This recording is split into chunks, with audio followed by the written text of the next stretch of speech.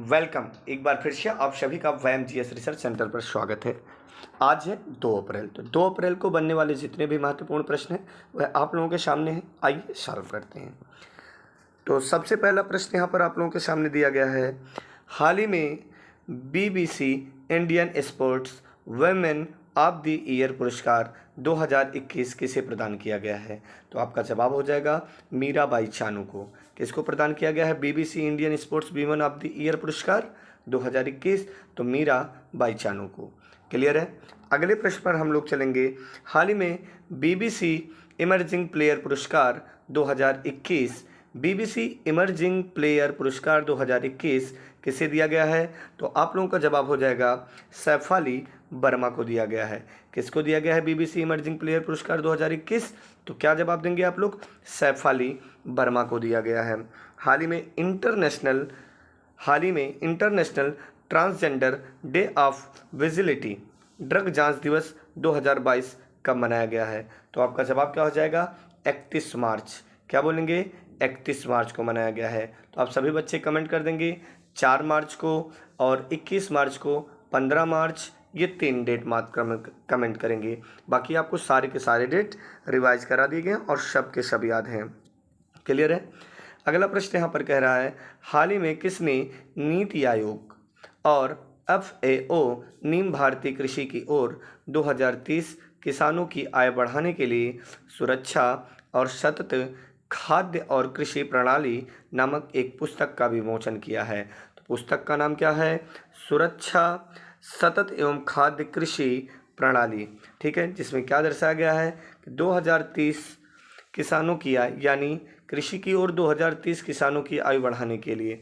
आइए बात करते हैं। तो सबसे पहले नीति आयोग आया है। तो नीति का फुल फॉर्म होता है national institutions transforming for India. Clear है। नीति आयोग योजना आयोग के स्थान पर कार्य करता है।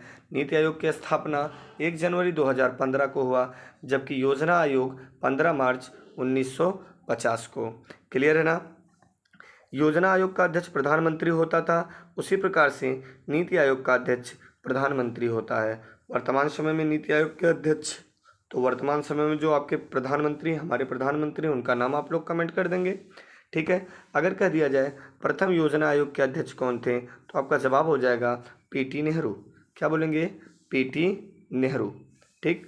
अब याद रखेंगे नीति आयोग और FAO नीम भारतीय कृषि की ओर 2030 किसानों की आयु बढ़ाने के लिए सुरक्षा और सतत खाद्य और कृषि प्रणाली नामक पुस्तक का विमोचन नरेंद्र सिंह तोमर ने किया है। क्लियर है। उम्मीद करते हैं आपको समझ में आ गया होगा। यहाँ पर अगला प्रश्न कह रहा है, हाल ही में Newsweek world best hospital 2022 के लिए सर्वेक्षण में भारत के सर्वश्रेष्ठ निजी अस्पताल का पुरस्कार किसने जीता है? तो आपका जवाब हो जाएगा मेदांता हॉस्पिटल, गुरुग्राम। मेदांता हॉस्पिटल कहाँ पर है? गुरुग्राम। ठीक है ना। याद रखेंगे सभी लोग। तो न्यूज़वीक वर्ल्ड बेस्ट हॉस्पिटल 2022 के सर्वेक्षण में भारत में सर्वश्रेष्ठ निजी अस्पताल किसने? तो मेदांता हॉस्पिटल, जो गुरुग्राम में स्थित है। क्लियर है। अगले प्रश्न पे चलते हैं हम सभी लोग।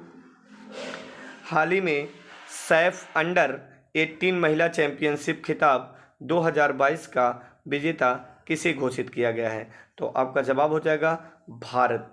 ठीक है। हाल ही में सैफ अंडर 18 महिला चैंपियनशिप खिताब 2022 का विजेता भारत रहा और यह तीसरा संस्करण रहा।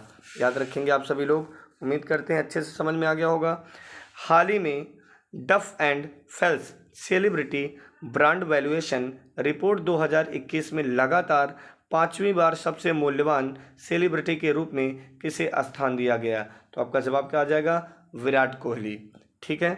अगले प्रश्न पे चलते हैं हम लोग। हाल ही में 5वां बिम्स्टेक शिखर सम्मेलन वर्चुअल रूप से किस देश द्वारा आयोजित किया गया? तो आपका जवाब हो जाएगा श्रीलंका। अभी कल प्रश्न आया था, इसके बारे में सारी चीज़ आपको जानकारी दी गई थी। क्लियर है ना। तो उम्मीद करते हैं आपको बिम्स्टेक के बारे में पता होगा। ठीक है ना। बिम्स्टेक में सबसे पहले मात्र 4 देश थे। वह 4 देश कौन से थे? बांग्लादेश, भारत, श्रीलंका और थाईलैंड। बाद में इसमें म्यांमार जुड़ता है। जून में इसकी स्थापना हुई थी, जून 1997 में, जबकि दिसंबर दिसंबर 1997 में म्यांमार जुड़ता है। क्लियर है ना। नेपाल और भूटान 2004 में जुड़ते हैं। तो सबसे बाद में कौन से देश जुड़े हैं? नेपाल और भूटान। क्लियर है ना। और याद रखिएगा ये जो बिम्स्टेक है ये बंगाल की खाड़ी के देशों पर केंद्रित एक क्षेत्रीय सहयोग करने वाले देशों का संगठन है। क्लियर है ना। बिम्स्टेक की स्थापना कब हुई थी? 1997 में हुई थी। क्लियर है पॉइंट? जल्दी से बोलेंगे। देखेंगे इसकी अध्यक्षता अब किसको सौंपी गई है? थाईलैंड को। इसके पहले किसके पास थी? श्रीलंका के पास थी। और ये 5वां बिम्स्टेक शिखर सम्मेलन जो होगा, ठीक है, किस देश के द्वारा आयोजित किया जाएगा? तो श्रीलंका। क्लियर इतना पॉइंट? हाल ही में किस रेलवे में मिशन 100% विद्युतीकरण पूरा किया है? तो कोंकण रेलवे। कौन सा रेलवे? कोंकण रेलवे। आइए कोंकण की बात आई है तो हम थोड़ी सी चर्चा कर लेते हैं अपने तटीय क्षेत्रों की। तो सबसे पहले ये देखेंगे हमारे तटीय क्षेत्र हैं। तो आपको बताना है गुजरात से लेके दमन तक का तट का नाम क्या है? तो गुजरात से लेके दमन तक के तट का नाम है कठियावाड़ का तट। कौन सा तट बोलेंगे? कठियावाड़ का तट। ये आपको पता होना चाहिए। इसके बाद आएंगे दमन से लेके गोवा के प्रारंभिक बिंदु तक। ये आपका क्या हो जाएगा? तो आपका जवाब क्या आ जाएगा? फिर नीचे क्या आ जाएगा? ये वाला क्षेत्र कोंकण तट, केंद्रा तट, मालाबार का तट। क्लियर है ना। तो कोंकण तट, केंद्रा तट यानी कर्नाटक का जो तट रहेगा वो कोंकण तट कहलाएगा, सॉरी केंद्रा तट कहलाएगा। और ये वाला यानी महाराष्ट्र का तट कोंकण तट कहलाएगा। क्लियर है। तो हाल ही में किस रेलवे ने मिशन 100% विद्युतीकरण पूरा किया है? तो कोंकण रेलवे ने। ठीक है। मोपला विद्रोह कहाँ पर हुआ था? तो मालाबार तट बोलेंगे।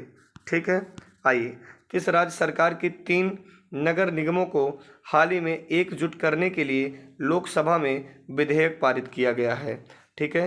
प्रश्न क्या कह रहा है? किस राज्य सरकार की 3 नगर निगमों को हाल ही में एकजुट करने के लिए लोकसभा में एक विधेयक पारित किया गया है? तो दिल्ली। तो बात आई है दिल्ली की। तो दिल्ली के मुख्यमंत्री कौन है? कमेंट कर देंगे आप सभी लोग। सीएम, ये आप सबको पता है, अरविंद केजरीवाल। बात करते हैं दिल्ली में लोकसभा सीट। ठीक है ना।